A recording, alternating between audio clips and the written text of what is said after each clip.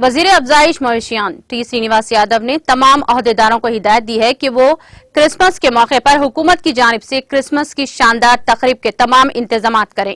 रियासती वजीर श्रीनिवास यादव ने हैदराबाद शहर के मासब टैंक में वाक़े अपने दफ्तर में वजीर दाखिला मोहम्मद महमूद अली के साथ क्रिसमस की तकरीबात के इनेकाद पर शहर के अरकान कानून साज कौंसिल, अरकान असम्बली और मुताल्लिका अहदेदारों के साथ जायजा लिया।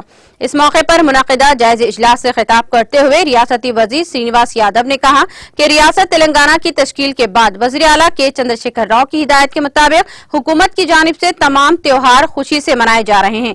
उन्होंने कहा कि हुकूमत गरीबों में गिफ्ट पैक, कपड़े इस ख्याल से तकसीम कर रही है कि गरीब भी क्रिसमस खुशी से मनाएं।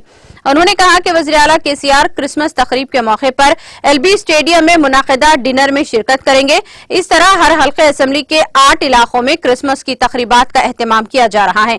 रियासती वजीर श्रीनिवास यादव ने मुतालिका हल्कों के अरकान असम्बली के ताउन से चर्च कमेटी के नुमाइंदों के साथ एक इजलास मुनक्किद करने और डिनर और गिफ्ट पैक की तकसीम के लिए इक़दाम करने का हुक्म दिया।